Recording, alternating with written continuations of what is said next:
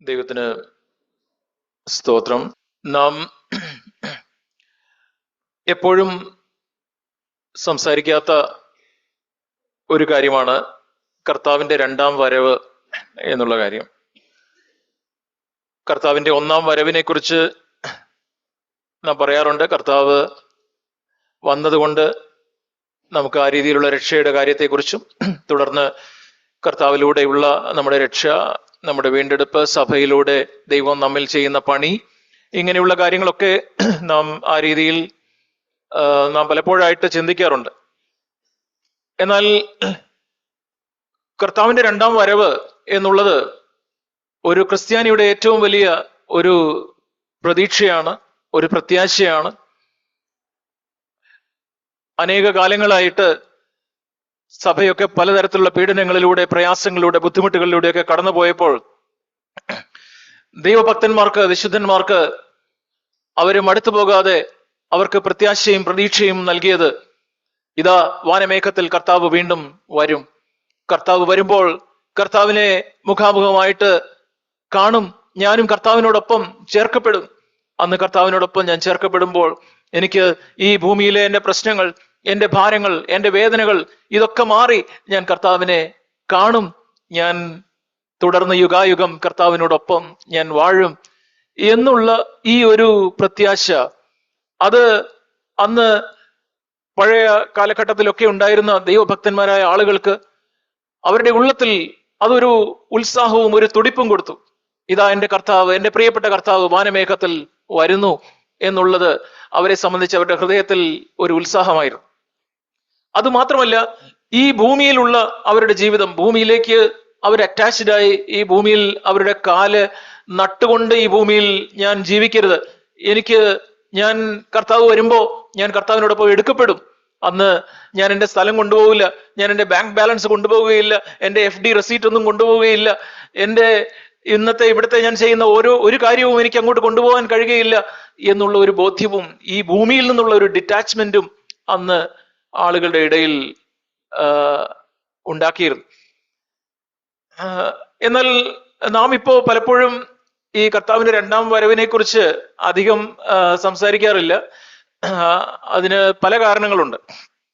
അതിൽ ഒരു കാരണം, ചിലരൊക്കെ ഈ സഭാ ചരിത്രത്തിൽ നമ്മൾ നോക്കുമ്പോൾ ചിലരൊക്കെ അവര് കർത്താവ് ഇന്ന ദിവസം, ഇന്ന വർഷം, ഇന്ന ദിവസം വരും എന്നൊക്കെ പറഞ്ഞ ആളുകളുണ്ട്. അത് AD 500 മുതൽ തുടങ്ങിയതാണ്. അതായത് കർത്താവ് ഇപ്പൊ ഈ വർഷം വരും എന്ന് പറഞ്ഞു. പക്ഷെ ആ വർഷം കടന്നുപോയി, കർത്താവ് വന്നില്ല. അതിനെ തുടർന്ന് പല വർഷങ്ങൾ നമുക്ക് വളരെ നാം ബഹുമാനിക്കുന്ന ചില ദൈവഭക്തന്മാരായ സഹോദരന്മാർ പോലും കർത്താവിൻ ഇന്ന വർഷം വരും എന്ന് ഒരു പ്രഡിക്ഷൻ, ഒരു പ്രവചനം നടത്തിയ ആളുകളുണ്ട്. റസൽ എന്ന് പറയുന്ന ചില മോർമൺ പോലെയുള്ള ലാറ്റർ ഡേ സെയിൻസിന്റെ സ്ഥാപകര്, യഹോവ സാക്ഷികളുടെ സ്ഥാപകരായ ആൾക്കാരൊക്കെ ഈ ഒരു തെറ്റായ ഗ്രൂപ്പ് തന്നെ ഉടലെടുക്കാനുള്ള കാരണം, അവര് കർത്താവ് ഇന്ന നാൾ, ഇന്ന സമയം, ഇന്ന വർഷം വരും എന്ന് പറഞ്ഞെങ്കിലും ആ സമയത്ത് വന്നില്ല. അപ്പൊ വന്നപ്പോഴത്തേക്ക് അവർക്കെല്ലാം കൂടെ ആൾക്കാർക്കും അവരുടെ അനുയായികൾക്കും ഒക്കെ കൺഫ്യൂഷൻ ആയപ്പോ അവര് അതിന് വേറെ പല കാരണങ്ങളൊക്കെ പറഞ്ഞു. ചിലർ പറഞ്ഞു കർത്താവ് ഓൾറെഡി വന്നു, നിങ്ങൾ കാണാത്തതാണെന്ന് പറഞ്ഞു. അങ്ങനെയൊക്കെ പറഞ്ഞ് അവരൊരു പുതിയ ഗ്രൂപ്പൊക്കെ ഉണ്ടാക്കി. അങ്ങനെ ഉണ്ടായ പല തെറ്റായ ഗ്രൂപ്പുകൾ ഉണ്ട്. അപ്പൊ ഇങ്ങനെയൊക്കെ പല കാര്യങ്ങൾ ഉള്ളതുകൊണ്ട് അതാണ് ഒരു കാരണം. മറ്റൊരു കാരണം, ഇതുകൊണ്ട് തന്നെ ആളുകൾ ഇതിനെക്കുറിച്ച്, കർത്താവിന്റെ വരവിനെ കുറിച്ച് കൂടുതൽ സംസാരിക്കാനായിട്ട് ഒരു വിമുഖത കാണിക്കാറുണ്ട്. പലരും നേരത്തെയൊക്കെ പല കാര്യങ്ങൾ പറഞ്ഞു, പക്ഷെ ഒന്നും നടന്നില്ലല്ലോ എന്നൊക്കെ ഉള്ളതുകൊണ്ട്. മറ്റു ചിലരെ സംബന്ധിച്ച് ഇത് എത്രയോ നാളായിട്ട് ഇങ്ങനെ പറയുന്നു, കർത്താവ് വരും വരും വരും, പക്ഷെ ഇതുവരെ ഒന്നും നടക്കുന്നില്ല. അതുകൊണ്ട് ഇതിനെക്കുറിച്ച് ഉള്ള ഒരു പ്രത്യാശ ഹൃദയത്തിൽ നഷ്ടപ്പെട്ട ഒരു മടുപ്പുള്ളത് കൊണ്ടും ഇതിനെക്കുറിച്ച് അധികം ചിന്തിക്കുകയോ അതിനെക്കുറിച്ച് അധികം സംസാരിക്കുകയോ ചെയ്യാറില്ല. എന്നാൽ ദൈവവചനം അത് വളരെ വ്യക്തമായിട്ട് പറയുന്നു.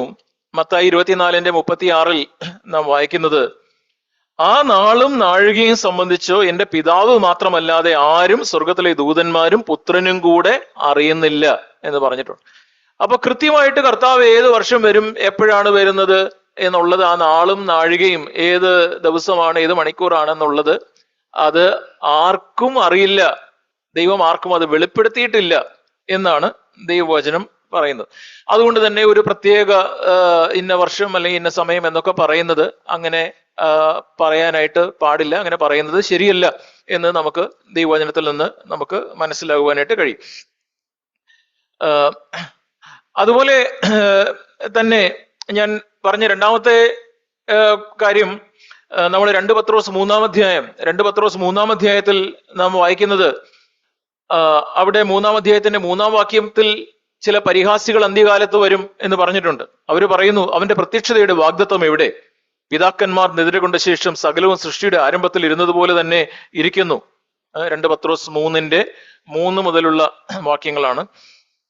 സകലവും സൃഷ്ടിയുടെ ആരംഭത്തിൽ ഇരിക്കുന്നത് പോലെ തന്നെ ഇരിക്കുന്നു എന്ന് പറഞ്ഞ് സ്വന്തം മോഹങ്ങളെ അനുസരിച്ച് നടക്കുന്ന പരിഹാസികൾ പരിഹാസത്തോടെ അന്ത്യകാലത്ത് വരുമെന്ന് വിശേഷാൽ അറിഞ്ഞുകൊള്ളുവീൻ.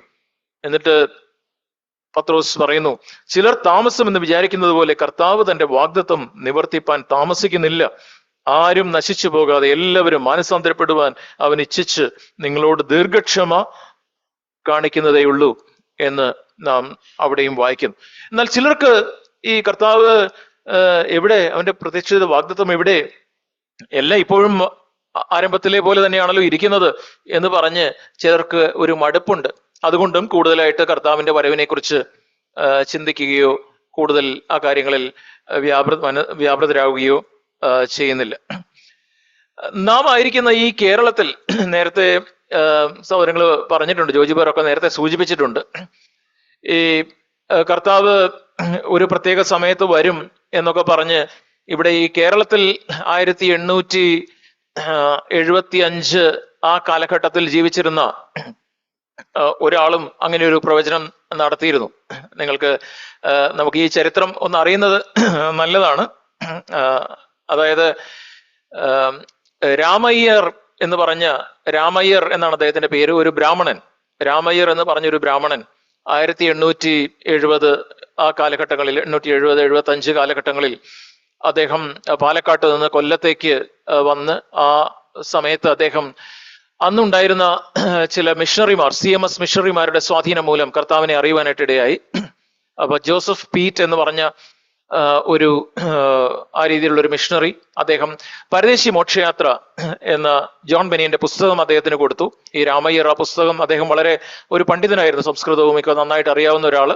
അപ്പൊ അദ്ദേഹത്തിന് അങ്ങനെ വളരെ പാണ്ഡിത്യമുള്ള ആളായതുകൊണ്ട് അദ്ദേഹത്തിന് രാജാവിന്റെ അടുത്തൊക്കെ പോവുകയും, അന്നുണ്ടായിരുന്ന തിരുവിതാംകൂർ രാജാവിന്റെ അടുത്തൊക്കെ പോവുകയും ഈ സാഹിത്യ ചർച്ചകളൊക്കെ നടത്തുകയും ഒക്കെ ചെയ്യുന്ന ആളായിരുന്നത് കൊണ്ട് അദ്ദേഹത്തിന് വിദ്വാൻ കുട്ടി എന്നൊരു പേരും ഉണ്ടായിരുന്നു. അദ്ദേഹത്തിന്റെ ഈ രാമയ്യർ കർത്താവിനെ അറിയാനായിട്ടിടയായി. കർത്താവിനെ അറിഞ്ഞ് അതിനുശേഷം അദ്ദേഹം ഒരു പുതിയ പേര് അദ്ദേഹം എടുത്തു. അദ്ദേഹത്തിന്റെ പുതിയ പേര് യുസ്തുസ് ജോസഫ് എന്നായിരുന്നു. യുസ്തുസ് ജോസഫ്. ഈ യുസ്തുസ് ജോസഫ് അദ്ദേഹം വളരെ ഉത്സാഹത്തോടെ തീവ്രമായിട്ട് ഈ രീതിയിൽ കർത്താവിനെ പിൻപറ്റി. കുറച്ചു കഴിഞ്ഞപ്പോ അദ്ദേഹം ചില ഉണർവ് പ്രവാചകന്മാർ, ഉണർവ് ഒക്കെ പ്രസംഗിക്കുന്ന ആൾക്കാരുമായിട്ട് അദ്ദേഹം പരിചയപ്പെട്ടു. ചില പ്രവാചകന്മാരുടെ ഒക്കെ പരിചയപ്പെട്ടു. കൂടാരത്തിൽ തൊമ്മൻ, ഓമല്ലൂർ ഈപ്പൻ എന്നൊക്കെ പറയുന്ന ചില ആൾക്കാരുമായിട്ട് അദ്ദേഹം പരിചയപ്പെടുകയും, ഈ കൂടാരത്തിൽ തൊമ്മൻ 1875 ഒരു പ്രവചനം നടത്തി. 1875 അദ്ദേഹം പ്രവചനം നടത്തി എന്താണെന്ന് വെച്ചാൽ 6 വർഷം കഴിയുമ്പോൾ കർത്താവ് വരും, 6 വർഷം കഴിയുമ്പോൾ കർത്താവ് വരും എന്ന് പറഞ്ഞു. അതിനെ തുടർന്ന് 1876 അവർ വേറെ ഈ ചില പ്രവചനങ്ങൾ നടത്തി. അതായത് 1876 ഓഗസ്റ്റിൽ ഒരു 3 ദിവസം മുഴുവൻ അന്ധകാരമായിരിക്കും, മുഴുവൻ സൂര്യനും ചന്ദ്രനും ഒന്നും പ്രകാശിക്കില്ല, എല്ലാം അന്ധകാരമായിരിക്കും എന്ന് പ്രവചിച്ചു. ഇങ്ങനെയൊക്കെ പ്രവചിച്ച് ആളുകൾ ഇത് വിശ്വസിച്ച്, ഈ രീതിയിൽ വിശ്വസിച്ച് ഈ ഗ്രൂപ്പിൽ ഇവരുടെ കൂട്ടത്തിൽ പലരും ചേരുകയും, അതിനെ തുടർന്ന് ഈ വിദ്വാൻ കുട്ടി അച്ഛൻ എന്നായിരുന്നു അദ്ദേഹത്തെ വിളിക്കുന്നത്, ഈ യുസ്തുസ് ജോസഫ്, അദ്ദേഹം ഒരു കൃത്യമായിട്ട് ഈ 6 വർഷത്തിന് ശേഷം ഒരു കൃത്യമായിട്ട് ഒരു ഡേറ്റ്, അതായത് 1881, 75 കഴിഞ്ഞ് 6 വർഷം കഴിയുമ്പോൾ 1881 ഒക്ടോബർ 2-ാം തീയതി കർത്താവ് വീണ്ടും വരും എന്ന് അദ്ദേഹം പറഞ്ഞു. ഇതൊക്കെ കേട്ട് അന്നുണ്ടായിരുന്ന ആളുകളൊക്കെ അവര് ചേർന്ന് അവര് പിന്നെ അവർക്കുണ്ടായിരുന്ന സ്വത്തും പണവും ഒക്കെ അവിടെ കൊണ്ടുപോയി കൊടുക്കുന്നു. അവര് അതെല്ലാം വെക്കുന്നു. അവരെല്ലാം ഒന്നിച്ച് കൂടി വരുന്നു. എപ്പോഴും കൂടും പ്രാർത്ഥനയും ഇങ്ങനെയൊക്കെ ആയി. എന്നാൽ 1881 ഒക്ടോബർ 2 വന്നു. അവരൊക്കെ രാത്രിയിൽ ഈ രീതിയിൽ കർത്താവിന്റെ വരവിന് വേണ്ടി കാത്തിരുന്നു. രാത്രി 12 മണി കഴിഞ്ഞു, വെളുപ്പിനെയായി, ഒന്നും സംഭവിച്ചില്ല. അപ്പോ ഈ വിദ്വാൻകുട്ടി യുസ്തൂസ് ജോസഫ് അദ്ദേഹം വളരെ നിരാശനായിട്ടാണ് അദ്ദേഹം കാന്ത വരുവാൻ താമസം എന്തേ എന്നുള്ള പാട്ടൊക്കെ അദ്ദേഹം എഴുതിയത്. പല ഹിംസ്, ക്രിസ്തീയ കീർത്തനങ്ങളിലൊക്കെയുള്ള പല ഹിംസ് അദ്ദേഹം എഴുതിയിട്ടുണ്ട്. അതിനെ തുടർന്ന് അദ്ദേഹം ആ ഒരു നിരാശനാവുകയും അദ്ദേഹം പിന്നെ കുറച്ച് ഒരു ബാക്ക് സീറ്റിലേക്ക് പോയി. അദ്ദേഹം അധികം പ്രത്യക്ഷപ്പെടാതെ പുറകിൽ മാറി നിന്നു. എന്നാൽ അദ്ദേഹത്തിന്റെ സഹോദരന്മാരും അദ്ദേഹത്തിന്റെ അനുയായികളും ഇതിനിടയിൽ ഈ പ്രവചനമൊക്കെ നടത്തിയ കൂടാര പള്ളിയിൽ തൊമ്മനും ഓമല്ലൂർ ഈപ്പനും ഒക്കെ അവര് മരിച്ചുപോയി. അപ്പൊ അദ്ദേഹത്തിന്റെ യുസ്തൂസ് ജോസഫിന്റെ അനുയായികളും യുസ്തൂസ് ജോസഫിന്റെ സഹോദരന്മാരും ഒക്കെ ചേർന്ന് അവരൊരു പുതിയ ഗ്രൂപ്പ് തുടങ്ങി. അതിനാണ് യുയോമ സഭ എന്നാണ് അതിന്റെ പേര്. ആ സഭയിൽ നിന്നൊക്കെ വന്ന ചില സഹോദരന്മാരൊക്കെ നമ്മുടെ കൂട്ടത്തിൽ നേരത്തെ ഉണ്ടായിരുന്നു. അവർക്ക് യുയോമ സഭ എന്ന് പറയും, അഞ്ചരക്കണ്ടി എന്നൊക്കെ പറയും. അങ്ങനെയൊക്കെ പല പേരുകളിൽ അവരറിയപ്പെട്ടിരുന്നു. അപ്പൊ നമ്മുടെ കേരളത്തിൽ തന്നെ സംഭവിച്ച ഒരു കാര്യമാണ് ഇത്. അപ്പൊ അതുകൊണ്ട് നമുക്ക് ഈ രീതിയിൽ കർത്താവിന്റെ വരവ് എപ്പോഴാണ് എന്നുള്ളതിനെ കുറിച്ച് നമുക്ക് ഒരു കൃത്യതയോടെ ആർക്കും പറയുവാനായിട്ട് കഴിയുകയില്ല. എന്നാൽ ദൈവവചനം നാം വായിക്കുമ്പോൾ ദൈവവചനത്തിൽ ഇത് നോക്കുക. അപ്പോസ്തല പ്രവൃത്തികൾ 1-ാം അധ്യായത്തിന്റെ 7 മുതലുള്ള വാക്യങ്ങൾ വായിക്കുമ്പോൾ അവിടെ കർത്താവെ അങ്ങയുടെ രാജ്യം യഥാസ്ഥാനപ്പെടുത്തുന്നത് എപ്പോഴാണ് എന്നൊക്കെ ചോദിക്കുമ്പോൾ കർത്താവ് അവരോട് പറയുന്നു, അപ്പോസ്തല പ്രവൃത്തികൾ 1-7 മുതലുള്ള വാക്യങ്ങൾ, പിതാവ് സ്വന്തം അധികാരത്തിൽ വെച്ചിട്ടുള്ള കാലങ്ങളെയോ സമയങ്ങളെയോ അറിയുന്നത് നിങ്ങൾക്കുള്ളതല്ല. എന്നിട്ട് പറയുന്നു, എന്നാൽ പരിശുദ്ധാത്മാവ് നിങ്ങളുടെ മേൽ വരുമ്പോൾ നിങ്ങൾ ശക്തി ലഭിച്ചിട്ട് യെരുശലേമിലും യഹൂദയിലെ എല്ലായിടത്തും ശമരിയിലും ഭൂമിയുടെ അറ്റത്തോളവും എന്റെ സാക്ഷികളാകും എന്ന് പറഞ്ഞു. അങ്ങനെ ശിഷ്യന്മാരോട് നിങ്ങൾ എന്റെ സാക്ഷികളാകും എന്ന് പറഞ്ഞ് ശിഷ്യന്മാരെ ആ രീതിയിൽ പറഞ്ഞു വിടുന്നു. അതിനെ തുടർന്ന് ഇത് പറഞ്ഞ ശേഷം അവർ കാണുകെ അവൻ ആരോഹണം ചെയ്തു. ഒരു മേഘം അവനെ മൂടിയിട്ട് അവൻ അവരുടെ കാഴ്ചയ്ക്ക് മറഞ്ഞു. അപ്പോ ഒരു മേഘം മൂടി യേശു അവരുടെ കാഴ്ചയ്ക്ക് മറഞ്ഞു. ആ മേഘത്തിൽ യേശു ആരോഹണം ചെയ്ത് സ്വർഗത്തേക്ക് എടുക്കപ്പെട്ടു. അവൻ പോകും നേരം അവർ ആകാശത്തേക്ക് ഉറ്റുനോക്കുമ്പോൾ വെള്ളവസ്ത്രം ധരിച്ച 2 പുരുഷന്മാർ അവരുടെ അടുക്കൽ നിന്നു. ഗലീല പുരുഷന്മാരെ, നിങ്ങൾ ആകാശത്തിലേക്ക് നോക്കി നിൽക്കുന്നത് എന്ത്? നിങ്ങളെ വിട്ട് സ്വർഗാരോഹണം ചെയ്ത ഈ യേശുവിനെ സ്വർഗത്തിലേക്ക് പോകുന്നവനായി നിങ്ങൾ കണ്ടതുപോലെ തന്നെ അവൻ വീണ്ടും വരും എന്ന് പറഞ്ഞു. അപ്പോ ഈ ഒരു പ്രയോഗം നമുക്ക് നോക്കുക. നിങ്ങളെ വിട്ട് സ്വർഗാരോഹണം ചെയ്ത ഈ യേശുവിനെ സ്വർഗത്തിലേക്ക് പോകുന്നവനായി നിങ്ങൾ കണ്ടതുപോലെ തന്നെ അവൻ വീണ്ടും വരും എന്ന് പറഞ്ഞു. അപ്പൊ ആ കർത്താവ് പോയതുപോലെ, ആരോഹണം ചെയ്തതുപോലെ വീണ്ടും ഇതാ ആകാശമേഘങ്ങളിൽ കർത്താവ് വീണ്ടും വരുവാനായിട്ട് പോകുന്നു. കർത്താവ് വരുമ്പോ അത് കർത്താവിന്റെ ജനനം, കർത്താവിന്റെ 1-ാമത്തെ വരവ് അത് ഭൂമിയിലുള്ള എല്ലാവർക്കും അറിയില്ലായിരുന്നു. കർത്താവിന്റെ 1-ാമത്തെ ജനനം, കർത്താവ് ജനിച്ചപ്പോ അത് ആകെ അറിയാവുന്നത് മറിയയോട് ആദ്യം പറഞ്ഞു. അത് കഴിഞ്ഞ് ജോസഫിന് അറിയാം. അത് കഴിഞ്ഞ് പിന്നീട് ആട്ടിടയന്മാർക്ക് അറിയാം. ചില വിദ്വാൻമാരോട് പറഞ്ഞു. പക്ഷെ മറ്റാർക്കും ഇതൊരു അറിയില്ലായിരുന്നു. എന്നാൽ കർത്താവിന്റെ രണ്ടാം വരവ് അത് മുഴുവൻ ലോകവും അറിയുന്ന രീതിയിലാണ് കർത്താവ് ആകാശമേഘങ്ങളിൽ പ്രത്യക്ഷപ്പെടുവാനായിട്ട് പോകുന്നത്. കർത്താവിന്റെ ഈ 2-ാമത്തെ വരവിനെ കുറിച്ച് നമുക്ക് മത്തായി അനേക ദൈവവചന ഭാഗങ്ങളിൽ, മത്തായി 24, മർക്കോസ് 13, ലൂക്കോസ് 21, ഇവിടെയെല്ലാം സുവിശേഷങ്ങളിൽ ഈ 3 ഇടങ്ങളിലും, മത്തായി 24, മർക്കോസ് 13, ലൂക്കോസ് 21, ഇവിടെ ഈ 3 സുവിശേഷങ്ങളിലും വിശദമായിട്ട് കർത്താവിനോട് ശിഷ്യന്മാർ വരവിന്റെ അടയാളങ്ങളെ കുറിച്ച് ചോദിക്കുമ്പോൾ കർത്താവ് ആ കാര്യങ്ങളെ കുറിച്ച് വിശദമായിട്ട് ഈ 3 ഭാഗങ്ങളിലും പറയുന്നുണ്ട്. അതല്ലാതെ ലേഖനങ്ങളിൽ നമുക്ക് 1 തെസ്സലോനിക്കർ 5-ാം അധ്യായം, കൊരിന്ത്യ ലേഖനം ത്തിൽ മരിച്ചവര് അവര് ഉയർത്തെഴുന്നേൽക്കുന്നതിനെ കുറിച്ച് പറയുന്നതിന്റെ പശ്ചാത്തലത്തിൽ അവിടെ നിന്ന് പറയുന്നു. വെളിപ്പാട് പുസ്തകത്തിൽ 6 മുതൽ 19 വരെയുള്ള അധ്യായങ്ങളിൽ പല സ്ഥലങ്ങളിലായിട്ട് അന്ത്യകാല സംഭവങ്ങളെ കുറിച്ച് വിവരിക്കുന്നു. അതുകൊണ്ട് അവസാന നാളുകളെ കുറിച്ചും കർത്താവിന്റെ വരവിനെ കുറിച്ചും നമുക്ക് ഒരു വ്യക്തത ദൈവവചനത്തിൽ നിന്ന് നമുക്കുണ്ടാവുകയും നാം ഒരു ഒരുക്കത്തോടു കൂടി, അതാണ് ഏറ്റവും പ്രധാനം. നമുക്ക് എപ്പോഴാണ് എങ്ങനെയാണ് എന്നുള്ളതിനെക്കാട്ടിലുപരി നമുക്ക് ഒരു ഒരുക്കം, കർത്താവിന്റെ വരവുണ്ടാവും, ആ പ്രതീക്ഷ, അതുപോലെ തന്നെ കർത്താവിന്റെ വരവിന് വേണ്ടിയുള്ള ഒരുക്കം നമ്മുടെ ജീവിതത്തിൽ ഉണ്ടാവണം എന്ന് ദൈവം നമ്മെക്കുറിച്ച് ആഗ്രഹിക്കുന്നു. ഞാൻ നേരത്തെ വായിച്ചല്ലോ, പത്രോസിൽ നിന്ന് 2 പത്രോസ് 3-ാം അധ്യായത്തിൽ നിന്ന് വായിച്ചപ്പോ അതിന്റെ 9 വരെയുള്ള വാക്യങ്ങൾ ഞാൻ വായിച്ചു. അതിന്റെ 10-ാമത്തെ വാക്യത്തിൽ ഇങ്ങനെയാണ് പറയുന്നത്: കർത്താവിന്റെ ദിവസമോ കള്ളനെ പോലെ വരും എന്ന് പറയുന്നുണ്ട്. കർത്താവിന്റെ ദിവസമോ കള്ളനെ പോലെ വരും. അപ്പൊ അങ്ങനെ പറയുമ്പോൾ കർത്താവ് വരുമ്പോ അത് ആരും രഹസ്യമായിട്ടാണോ എന്ന് നമുക്കൊരു പക്ഷേ ഒരു ചിന്ത ഉണ്ടാവാം.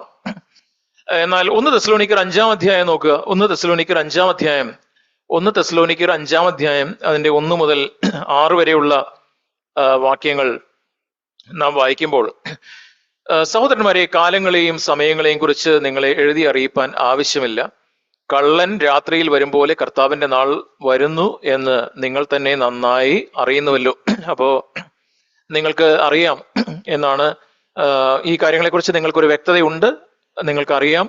കാലങ്ങളെയും സമയങ്ങളെയും കുറിച്ച് നിങ്ങൾക്ക് എഴുതി അറിയിപ്പാൻ ആവശ്യമില്ല എന്ന് പൗലോസ് തെസ്സലോനിക്ക വിശ്വാസികളോട് പറയുന്നു. എന്നിട്ട് പറയുന്നു, ചില അടയാളങ്ങൾ പറയും. അവർ സമാധാനമെന്നും നിർഭയമെന്നും പറയുമ്പോൾ ഗർഭിണിക്ക് പ്രസവവേദന വരും പോലെ അവർക്ക് പെട്ടെന്ന് നാശം ഭവിക്കും. അവർക്ക് തെറ്റി ആവതുമല്ല. എന്നാൽ സഹോദരന്മാരെ, ആ നാൾ കള്ളൻ എന്ന പോലെ നിങ്ങളെ പിടിപ്പാൻ നിങ്ങൾ ഇരുട്ടിലുള്ളവരല്ല. എന്നാൽ വിശ്വാസികളായ ദൈവമക്കളായ കർത്താവിന്റെ ശിഷ്യന്മാരായ നമ്മളോട് പറയുന്നു, നിങ്ങൾക്ക് ഇത് കള്ളനെ പോലെ അല്ല കർത്താവിന്റെ വരവ്. നിങ്ങൾക്ക് ഒരു ഉണർവോടുകൂടെ നിങ്ങൾ കർത്താവിന്റെ വരവിന് വേണ്ടി നിങ്ങൾ ബോധ്യത്തോടുകൂടെ നിങ്ങൾ കാത്തിരിക്കുന്നവരായിരിക്കണം എന്നാണ് പറയുന്നത്. അപ്പൊ അതുകൊണ്ട് അവിടെ പറയുന്നു, നിങ്ങൾ എല്ലാവരും വെളിച്ചത്തിന്റെ മക്കളും പകലിന്റെ മക്കളുമാകുന്നു. നാം രാത്രിക്കും ഇരുളിനുമുള്ളവരല്ല. ആകയാൽ നാം ശേഷമുള്ളവരെ പോലെ ഉറങ്ങാതെ ഉണർന്നും സുബോധവുമായിരിക്കുക. അതായത് ഈ ലോകത്തിന് കർത്താവ് എപ്പോഴാണ് വരുന്നത് എന്ന് അവർക്കൊരു ധാരണ ഉണ്ടാവുകയില്ല, വളരെ പെട്ടെന്നായിരിക്കും. പക്ഷെ കർത്താവിന്റെ മക്കളെ സംബന്ധിച്ച് കർത്താവ് പല അടയാളങ്ങൾ പറഞ്ഞിട്ടുണ്ട്. നാം ആ അടയാളങ്ങളെ നോക്കുവാനും നാം ആ രീതിയിൽ ഒരുങ്ങിയിരിക്കാനും ദൈവവചനം നമ്മോട് ഓർപ്പിക്കുന്നു. നാം ചരിത്രത്തിന്റെ വളരെ വളരെ പ്രധാനപ്പെട്ട ഒരു കാലഘട്ടത്തിലാണ് നാം ഇപ്പോൾ ആയിരിക്കുന്നത്. നമുക്കിങ്ങനെ സൃഷ്ടി മുതൽ ഇങ്ങനെയാണ് പറയുന്നത്, സൃഷ്ടി മുതൽ എബ്രാഹാം വരെ 2000 വർഷം സൃഷ്ടി, അതായത് ഉൽപ്പത്തിയിലുള്ള സൃഷ്ടിയുടെ കാലം മുതൽ എബ്രഹാം വരെ 2000 വർഷം. അതിനു മുമ്പ്, സൃഷ്ടിക്ക് മുമ്പ്, ഉൽപ്പത്തി 1-2 വാക്യങ്ങൾക്ക് മുമ്പ് ഒരു ഒരു ഒരു അനേക വർഷങ്ങളുണ്ട്. നമുക്ക് ഒരു അനേക കാലമുണ്ട്. അവിടെ ദൈവം സകലത്തെയും നന്നായിട്ട് സൃഷ്ടിച്ചതിന് ശേഷം പിശാച് അവിടെ ഒരു കൺഫ്യൂഷൻ ഉണ്ടാക്കി. അത് കഴിഞ്ഞ് നാം ഉൽപ്പത്തി 1-ാം അധ്യായത്തിന്റെ 2-ാം വാക്യത്തിലൊക്കെ കാണുന്നത് ദൈവം ഒരു പുനഃസൃഷ്ടി നടത്തുകയാണ്. അപ്പോൾ അതിലൂടെയാണ് ആദാമിനെയും ഹവ്വായെയും ആ ഭൂമിയിൽ ദൈവത്തിന്റെ ആത്മാവ് അവിടെ വ്യാപരിക്കുന്നതിനെ കുറിച്ചുമൊക്കെ നാം വായിക്കുന്നത്. അപ്പൊ ഈ ഒരു ഉൽപ്പത്തി 1-ാം അധ്യായത്തിന്റെ 2-ാം വാക്യം മുതലുള്ള ആ കാലഘട്ടം നോക്കുകയാണെങ്കിൽ ഈ പുനഃസൃഷ്ടി മുതൽ എബ്രഹാം വരെ ഏകദേശം 2000 വർഷം, എബ്രഹാം മുതൽ യേശുക്രിസ്തു വരെ ഏകദേശം 2000 വർഷം. യേശുക്രിസ്തു ആരോഹണം ചെയ്തത് ഏകദേശം AD 33 ഒക്കെ ആണെങ്കിൽ, 33.5 വയസ്സിലാണല്ലോ കർത്താവിനെ ക്രൂശിക്കപ്പെട്ടത്. ഇപ്പൊ ഏകദേശം AD 33-34 ഒക്കെ ആണെങ്കിൽ നമുക്ക് പുതിയ നിയമസഭയുടെ ഒരു 2000 വർഷത്തെ ആനിവേഴ്സറി സെലിബ്രേറ്റ് ചെയ്യണം എന്ന് പറഞ്ഞാൽ അത് ഏകദേശം ഈ 2033-34 കാലഘട്ടങ്ങളിലൊക്കെയാണ് ഈ ന്യൂ ടെസ്റ്റ്മെന്റ് ചർച്ചിന്റെ ഒരു 2000 വർഷത്തെ ആനിവേഴ്സറി വരാൻ പോകുന്നത്. അപ്പോൾ ഇതൊരു വളരെ ചരിത്രത്തിൽ ഒരു 6000 വർഷം, സൃഷ്ടി മുതൽ ഒരു 6000 വർഷം പൂർത്തിയാക്കുന്ന ഒരു കാലഘട്ടത്തിലാണ് നാം ഇപ്പോൾ ആയിരിക്കുന്നത്. നാം കർത്താവിന്റെ വരവിന് മുമ്പ് ഒരു 7 വർഷത്തെ ഒരു ട്രിബുലേഷൻ, ഒരു പീഡനകാലത്തിലൂടെ, ഒരു മഹാകഷ്ടത്തിലൂടെ സഭ കടന്നു പോകും എന്നും നാം ദൈവത്തിന്റെ വചനത്തിൽ വായിക്കുന്നു. അപ്പോ നാം ഈ ആയിരിക്കുന്ന ഈ കാലഘട്ടമൊക്കെ വളരെ പ്രധാനപ്പെട്ട സമയങ്ങളാണ്. നാം ഇന്ന് കർത്താവ് പല അടയാളങ്ങൾ നമ്മളോട് പറഞ്ഞിട്ടുണ്ട്. ആ അടയാളങ്ങളുടെ കൂട്ടത്തിൽ മിഡിൽ ഈസ്റ്റിലൊക്കെ ഉള്ള കാര്യങ്ങളും ഒക്കെ അടയാളങ്ങളായിട്ട് കർത്താവ് പറഞ്ഞിട്ടുണ്ട്. ഇന്ന് നാം ചരിത്രത്തിലേക്ക് നോക്കുമ്പോൾ ഇസ്രായേലിൽ നടക്കുന്ന കാര്യങ്ങൾ, ലോകത്ത് നടക്കുന്ന കാര്യങ്ങൾ, പെട്ടെന്ന് അമേരിക്കയിൽ ഉണ്ടാകുന്ന മാറ്റങ്ങൾ, ഇതൊക്കെ യുദ്ധങ്ങൾ, ക്ഷാമങ്ങൾ, പലതരത്തിലുള്ള പ്രയാസങ്ങൾ, ആ രീതിയിൽ യുദ്ധം നടക്കുന്നു. കുറച്ചു കഴിയുമ്പോൾ പെട്ടെന്ന് ഒരു സമാധാനം എന്ന് പറഞ്ഞുകൊണ്ട് ചില സമാധാന ഉടമ്പടിയൊക്കെ ഉണ്ടാക്കാനായിട്ട് ആളുകൾ നോക്കുന്നു. ഇതെല്ലാം കർത്താവിന്റെ വരവിനെ വിളിച്ചറിയിക്കുന്ന പല ലക്ഷണങ്ങളാണ്. അതുകൊണ്ട് എപ്പോഴാണ് കർത്താവ് വരുന്നത്? നമ്മുടെ ഈ കാലഘട്ടത്തിൽ വരുമോ? നമ്മളായിരിക്കുമ്പോൾ ഇനിയിപ്പോ ഒരു 10 വർഷം കഴിയുമ്പോൾ വരുമോ? 20 വർഷം കഴിയുമ്പോൾ വരുമോ? 30 വർഷം കഴിയുമ്പോൾ വരുമോ? 50 വർഷം കഴിയുമ്പോഴാണോ വരുന്നത്? നമുക്കറിയില്ല. കൃത്യമായിട്ട് നമുക്ക് പറയാനായിട്ട് കഴിയുകയില്ല. എന്നാൽ ഓരോ കാലഘട്ടത്തിലും ഞാൻ ആയിരിക്കുമ്പോൾ തന്നെ കർത്താവ് വരും എന്നുള്ളൊരു പ്രതീക്ഷയോടുകൂടെയാണ് ദൈവമക്കൾ ജീവിച്ചിരുന്നത്. താൻ ജീവിച്ചിരുന്ന കാലഘട്ടത്തിൽ തന്നെ അന്ന് ശിഷ്യന്മാര് കർത്താവ് എപ്പം വേഗം വരും, അല്ലെങ്കിൽ ഓരോ കാലഘട്ടത്തിലും ദൈവഭക്തന്മാർ ഈ പ്രത്യാശയോടുകൂടെ അവർ ജീവിച്ചു. എന്നാൽ നാം ഇന്ന് ജീവിക്കുന്ന ഈ കാലഘട്ടം വളരെ വളരെ ഒരു പ്രധാനപ്പെട്ട അവസാന നാളുകൾ, ലാസ്റ്റ് ഡേയ്സ് എന്നാണ് ദൈവവചനത്തിൽ നാം വായിക്കുന്നത്. അവസാന നാളുകൾ, അത് മലയാളത്തിൽ തർജ്ജിമ ചെയ്തപ്പോൾ അന്ത്യകാലം എന്നാണ് മലയാളം ബൈബിളിൽ നാം വായിക്കുന്നത്. അന്ത്യകാലമല്ല, അവസാന നാളുകൾ. അപ്പോ അവസാന നാളുകൾ എന്നാ തുടങ്ങിയത്? അവസാന നാളുകൾ തുടങ്ങിയത് 2000 വർഷം മുമ്പാണ്. 2000 വർഷം അവസാന നാളുകൾ തുടങ്ങിയെങ്കിൽ ഇപ്പോ നമ്മൾ അവസാന മണിക്കൂറുകളിലാണ് എന്ന് വേണമെങ്കിൽ നമുക്ക് പറയാം. അപ്പോൾ നമുക്ക് ദൈവത്തെ സംബന്ധിച്ച് നാം പത്രോസിന്റെ ലേഖനത്തിൽ നാം വായിക്കുന്നു, ദൈവത്തെ സംബന്ധിച്ച് 1000 വർഷം എന്ന് പറയുന്നത് ഒരു ദിവസം പോലെയും, ഒരു ദിവസം 1000 വർഷം പോലെയുമാണ്. അപ്പൊ അതുകൊണ്ട് തന്നെ നമുക്ക് ഈ ടൈം ലൈനും ഈ ക്രോണോളജിയും ഒന്നും നമുക്ക് അത്ര വ്യക്തതയോടുകൂടെ നമുക്ക് മനസ്സിലാവുകയില്ല. എന്നാൽ നമ്മെ സംബന്ധിച്ച് കർത്താവെ, ഞാൻ ആയിരിക്കുന്ന ഈ കാലഘട്ടത്തിൽ ഞാൻ ഒരുക്കത്തോടുകൂടി ഇരിക്കണം എന്നുള്ള ഒരു ബോധ്യമാണ് നമുക്കുള്ളത്. ചില ആളുകൾ പറയാറുണ്ട്, ദൈവം 6 ദിവസം കൊണ്ടാണ് ഭൂമിയെ 6 ദിവസം കൊണ്ടാണ് ദൈവത്തിന്റെ സൃഷ്ടി ദൈവം പൂർത്തിയാക്കിയത്. 6 ദിവസം കൊണ്ട് ദൈവം സൃഷ്ടിച്ചു. 7ാമത്തെ ദിവസം ദൈവം സ്വസ്ഥതയിലായിരുന്നു, റെസ്റ്റിലായിരുന്നു. അപ്പോ 6 ദിവസം 6000 വർഷം, അത് കഴിഞ്ഞ് 1000 വർഷം ഒരു സ്വസ്ഥതയുള്ള കർത്താവിനോടൊപ്പമുള്ള 1000 ആണ്ട് വാഴ്ച എന്ന് പറയുന്നവരുണ്ട്. അപ്പോൾ നമുക്ക് ഈ കാര്യങ്ങളെ കുറിച്ചൊന്നും നമുക്കറിയില്ല. എന്നാൽ നാം ഒരുങ്ങിയിരിക്കണം എന്നുള്ളതാണ് ദൈവവചനത്തിൽ വളരെ പ്രധാനപ്പെട്ട കാര്യം. നാം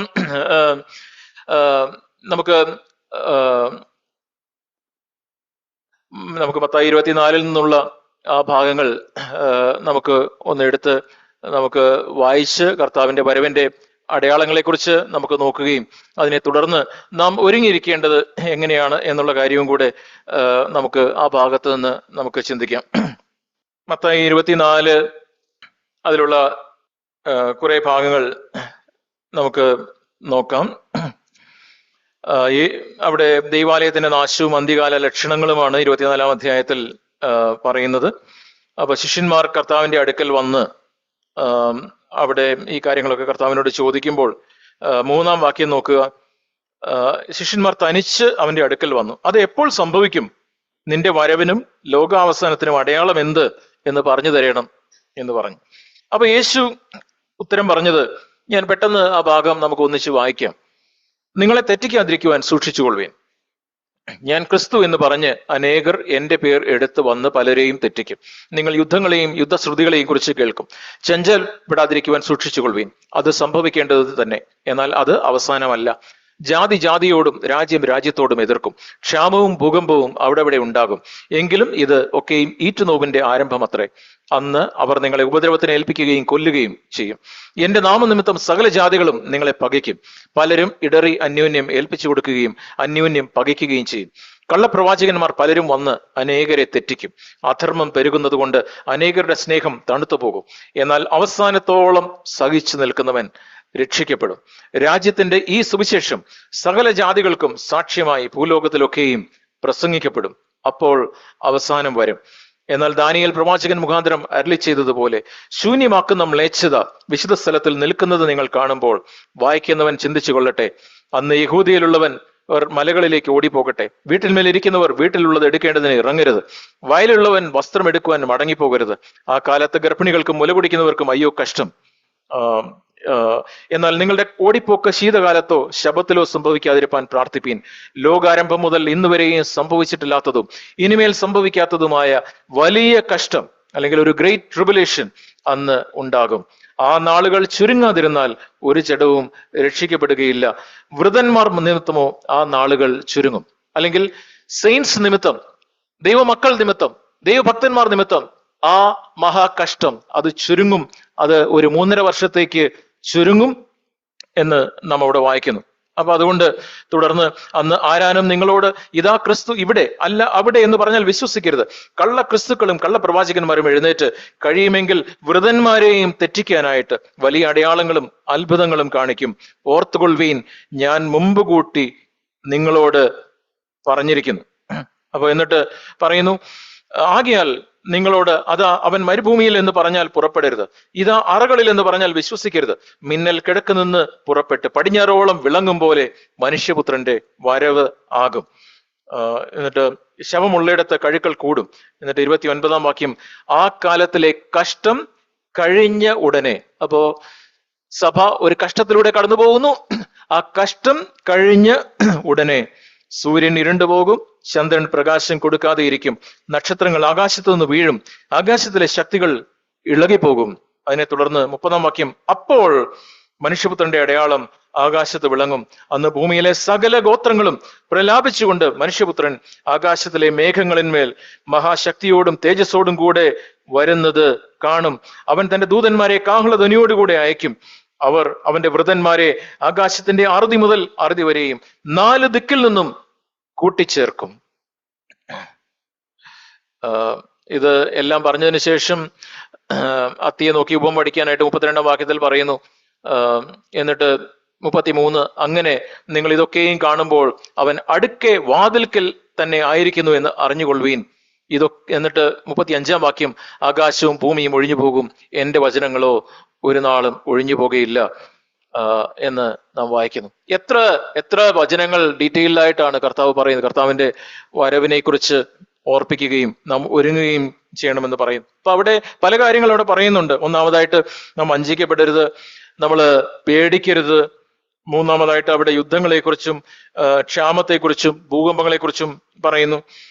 അവിടെ 4-ാമതായിട്ട് അവിടെ പെർസിക്യൂഷൻ, ഒരു ഉപദ്രവം, മറ്റുള്ളവർ നമ്മെ ഉപദ്രവിക്കും, എല്ലാവരും നമ്മെ വെറുക്കും എന്ന് നാം അവിടെ വായിക്കുന്നു. അനേകരുടെ സ്നേഹം തണുത്തു പോകും എന്ന് നാം വായിക്കുന്നു. രാജ്യത്തിന്റെ സുവിശേഷം സകല ഇടങ്ങളിലും പ്രസംഗിക്കപ്പെടും എന്ന് നാം വായിക്കുന്നു. എന്നിട്ട് ഈ ഒരു കഷ്ടം കഴിഞ്ഞതിന് ശേഷം ആകാശത്തിൽ അടയാളങ്ങൾ ഉണ്ടാകും. അതിനെ തുടർന്ന് സകല ഗോത്രങ്ങളും കാണുന്നത് പോലെ മനുഷ്യപുത്രൻ ആകാശമേഘങ്ങളിൽ പ്രത്യക്ഷപ്പെടും എന്നാണ് നാം ഇവിടെ വായിക്കുന്നത്. അപ്പൊ നാം ഇവിടെ ഈ വായിച്ച ഈ അടയാളങ്ങളെ നമുക്ക്, ഇത് മർക്കോസ് 13-ലുണ്ട്, ലൂക്കോസ് 21-ലുണ്ട്, വെളിപ്പാട് പുസ്തകം 6 മുതൽ 19 വരെയുള്ള അധ്യായങ്ങളിൽ നമുക്ക് കാണാം. വെളിപ്പാട് പുസ്തകം 6-ാം അധ്യായത്തിൽ അവിടെ 4 കുതിരകളെ കുറിച്ച് പറയുന്നുണ്ട്. 4 കുതിരകളെ കുറിച്ച് അവിടെ പറയുന്നുണ്ട്. അവിടെ വെളിപ്പാട് പുസ്തകത്തിൽ പറയുന്നത് വെള്ളക്കുതിര, ചുവന്ന കുതിര, കറുത്ത കുതിര. വെളിപ്പാട് പുസ്തകം 6-ാം അധ്യായത്തിൽ മഞ്ഞ കുതിര എന്ന് പറയുന്നുണ്ട്. അപ്പോ പലതരത്തിലുള്ള ഈ പീഡനങ്ങൾ, പലതരത്തിലുള്ള കഷ്ടങ്ങൾ വരുന്നതിനെ പരാമർശിക്കുന്ന ഈ വെള്ളക്കുതിരപ്പുറത്ത് കയറിയാണ് ഈ മിലിറ്ററി നേതാക്കളൊക്കെ, നെപ്പോളിയൻ പോലെയുള്ള മിലിറ്ററി നേതാക്കളൊക്കെ വെള്ളക്കുതിരപ്പുറത്താണ് യുദ്ധവും നയിച്ചുകൊണ്ട് മുമ്പോട്ട് പോയത്. അപ്പൊ അതൊരു മിലിറ്ററി അഗ്രഷനെ സൂചിപ്പിക്കുന്നു എന്ന് പറയാറുണ്ട്. ഒരു യുദ്ധത്തെ, ആ രീതിയിലുള്ള ഒരു മിലിറ്ററി അഗ്രഷനെ ഈ വെള്ളക്കുതിര. അതുപോലെ തന്നെ ചുവന്ന കുതിര, അത് രക്തം ചിന്തുന്നതിനെ സൂചിപ്പിക്കുന്നു എന്ന് പറയാറുണ്ട്. അതുപോലെ കറുത്ത കുതിര, അത് ആ ഭാഗത്ത് തന്നെ എഴുതിയിട്ടുണ്ട്. കറുത്ത കുതിര അത് ക്ഷാമത്തെ സൂചിപ്പിക്കുന്നു. അതുപോലെ മഞ്ഞക്കുതിര വരുമ്പോ അവിടെ പലതരത്തിലുള്ള രോഗങ്ങൾ, മഹാവ്യാധികൾ, കോവിഡ് പോലെയുള്ള മഹാവ്യാധികൾ, ഇതൊക്കെ ഈ മഞ്ഞക്കുതിരയെ സൂചിപ്പിക്കുന്നു എന്ന് ആ ഭാഗത്ത് എഴുതിയിട്ടുണ്ട്. എന്നാൽ നാം ഇപ്പോൾ വായിച്ച ഈ മത്തായി 24-ലുള്ള ഈ അടയാളങ്ങളെ നമുക്ക് 4 പ്രധാന കാറ്റഗറികളായിട്ട് നമുക്ക് പറയാം. ലോകത്തിൽ കാണുന്ന അടയാളങ്ങൾ. ഈ ലോകത്തിൽ എന്തൊക്കെ അടയാളങ്ങളാണ് നാം അവിടെ വായിച്ചത്? ഈ ലോകത്തിൽ ക്ഷാമം, ഭൂകമ്പം, യുദ്ധം. ഇത് എല്ലാം ഇപ്പൊ ഈ ലോകത്തിൽ നടന്നുകൊണ്ടിരിക്കുന്നു, ഇപ്പോഴും നടന്നുകൊണ്ടിരിക്കുന്നു, വളരെ ലൈവായിട്ട് നടന്നുകൊണ്ടിരിക്കുന്ന കാര്യങ്ങളാണ് ഇതൊക്കെ. അത് മാത്രമല്ല, ഈ ഒരു സമയത്ത് പല ഫോൾസ് മെസ്സയ, അതായത് ഞാൻ ക്രിസ്തുവാണ് അല്ലെങ്കിൽ ഞാൻ ലോകത്തിന്റെ രക്ഷകനാണ് എന്ന് പറഞ്ഞ് ചില രക്ഷകരായിട്ട് അവതരിച്ച് കുറെ ആൾക്കാർ വരും. അത് ഓരോ കാലഘട്ടത്തിലും ആൾക്കാരുണ്ടായിരുന്നു. ഞാൻ ലോകത്തെ വീണ്ടെടുക്കും, ഈ പ്രശ്നങ്ങളിൽ നിന്നൊക്കെ നിങ്ങളെ മോചിപ്പിക്കും, നിങ്ങളുടെ ഈ പ്രശ്നങ്ങളിൽ നിന്ന് ഞങ്ങളെ വിടുവിക്കും എന്ന് പറഞ്ഞ് ഞാനൊരു രക്ഷകനായിട്ട് അവതരിക്കുന്ന പല ആളുകളുമുണ്ട്. ആ ആളുകൾ അയാൾ വഞ്ചിക്കപ്പെട്ട് പോകുന്ന അനേകർ ഇന്ന് ലോകത്തിലുണ്ട് എന്ന് നമുക്കറിയാം. നാം ആ രീതിയിൽ ശ്രദ്ധിക്കണം എന്നാണ് ഒന്നാമത്തെ കാര്യം. രണ്ടാമത്തെ കാര്യം, സഭയിലുള്ള അടയാളങ്ങൾ. സഭ, ഇൻ ദ ചർച്ച്. സഭയിൽ എന്തൊക്കെയാണ്? സഭയിൽ ഇപ്പോൾ ഇന്ന് ഇന്ത്യയിൽ, നോർത്ത് ഇന്ത്യയിൽ പല പീഡനങ്ങൾ നടക്കുന്നു. മറ്റു പല രാജ്യങ്ങളിൽ, ചില മുസ്ലിം കൺട്രീസിൽ പീഡനങ്ങൾ നടക്കുന്നുണ്ട്. എന്നാൽ കർത്താവിന്റെ വരവ് ആസന്നമാകുമ്പോൾ യൂണിവേഴ്സൽ ആയിട്ടുള്ള ഒരു പെർസിക്യൂഷൻ ഉണ്ടാവും. എല്ലായിടത്തും ക്രിസ്ത്യാനികളെ ഉപദ്രവിക്കുകയും ഒരു ക്രിസ്തുവിന്റെ സാക്ഷ്യത്തോടുകൂടെ നിൽക്കുവാനായിട്ട് കഴിയാതെ ഉള്ള ഒരു സാഹചര്യത്തിലേക്ക് പോകും. ആ സാഹചര്യത്തിലേക്ക് പോയി അത് കഴിഞ്ഞ് ഒരു മഹാപീഡന കാലത്ത് അന്തിക്രിസ്തു വെളിപ്പെടുകയും, അന്തിക്രിസ്തു വെളിപ്പെടുമ്പോൾ നമുക്ക് വാങ്ങുവാനും വിൽക്കുവാനും പോലും കഴിയാത്ത ഒരു സാഹചര്യത്തിലേക്ക് നമുക്ക് വരും.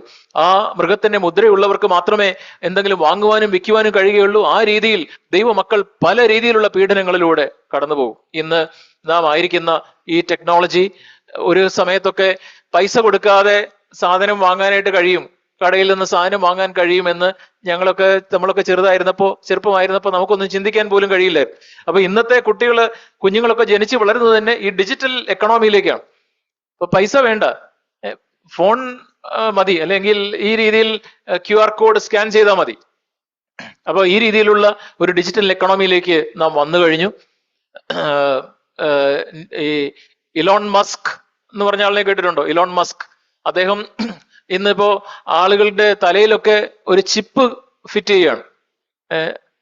ന്യൂറൽ ലിങ്ക് എന്ന് പറഞ്ഞ അദ്ദേഹത്തിന്റെ കമ്പനി ഒരു ചിപ്പ് ഉള്ളിൽ വെക്കുകയാണ്. അദ്ദേഹം വെച്ചിട്ട് അത് തളർന്നൊക്കെ ആളുകൾക്ക് അവർക്ക് സഹായമായിട്ട് മെഡിക്കൽ രീതിക്ക് അതിനുവേണ്ടിയാണെന്നൊക്കെ പറഞ്ഞിട്ടാണ് ചെയ്യുന്നത്. അപ്പൊ ഈ രീതിയിൽ ഇങ്ങനെ കാര്യങ്ങൾ മാറിയിരിക്കും.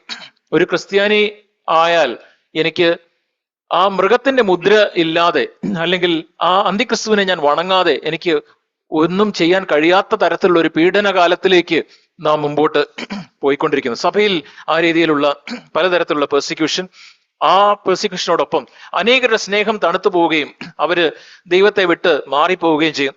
ഞാനിങ്ങനെ കേട്ടിട്ടുണ്ട്, റഷ്യയില് മറ്റൊരു ചർച്ചിൽ, അപ്പൊ അന്നൊക്കെ വളരെ പീഡനങ്ങൾ ഉണ്ടാകുന്ന സമയത്ത് ചർച്ചിലേക്ക് രണ്ടുപേർ തോക്കുമായിട്ട് അവിടെ ചെന്നിട്ട് നിങ്ങൾ ഇവിടെ ക്രിസ്ത്യാനികൾ ആണെങ്കിൽ നിങ്ങൾ മരിക്കാനായിട്ട് തയ്യാറാവുക എന്ന് പറഞ്ഞപ്പോ അവിടെ ഉണ്ടായിരുന്ന മിക്കവാറും ആളുകളും അവർ ഓടിപ്പോയി. കുറച്ച് ആളുകൾ മാത്രം അവിടെ നിന്നു.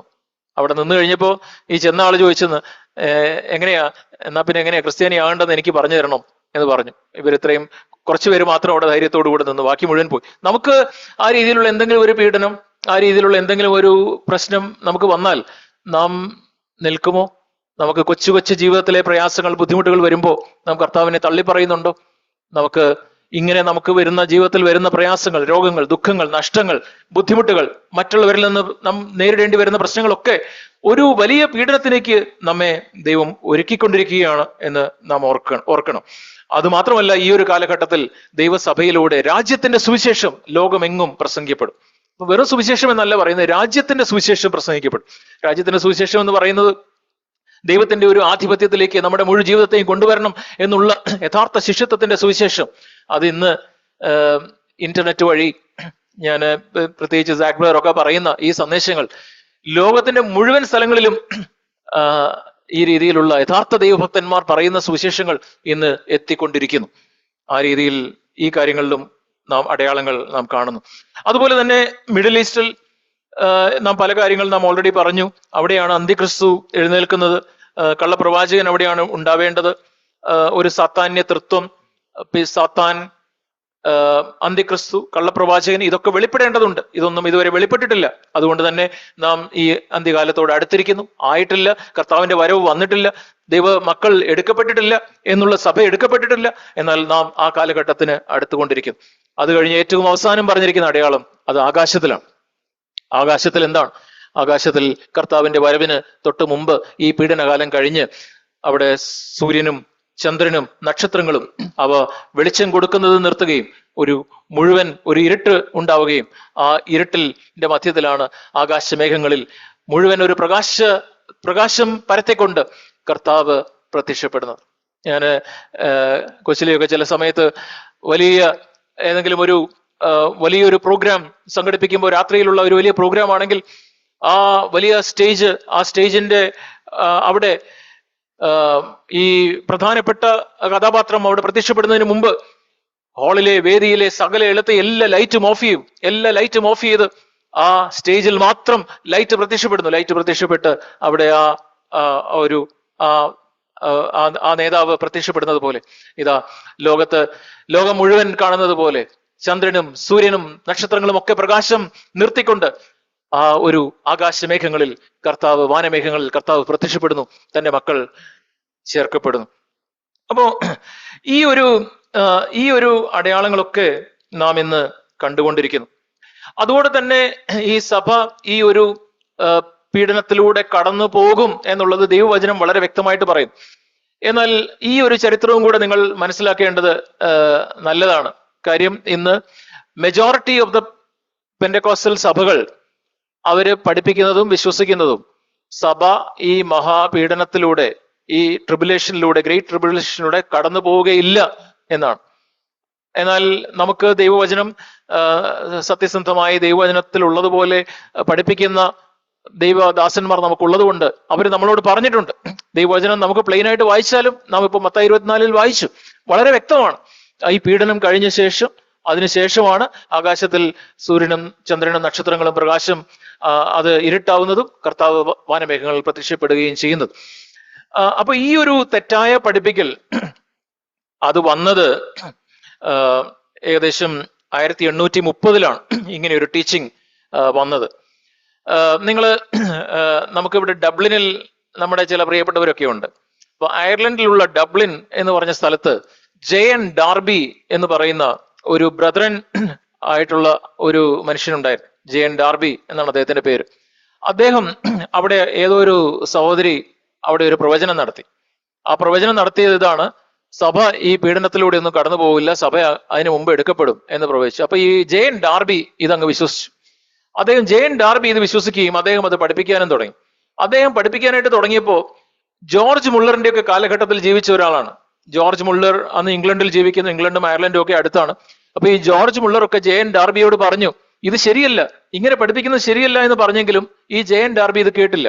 അദ്ദേഹം കേൾക്കാതെ ഇത് പഠിപ്പിക്കുന്നത് തുടരുകയും അദ്ദേഹം പിന്നെ അമേരിക്കയ്ക്ക് പോയിട്ട് അവിടെ ഒരു സ്കോഫീൽഡ് എന്ന് പറയുന്ന ഒരു ചെറുപ്പക്കാരനുണ്ടായിരുന്നു, CI സ്കോഫീൽഡ്. അദ്ദേഹം ഒരു വക്കീലാണ്.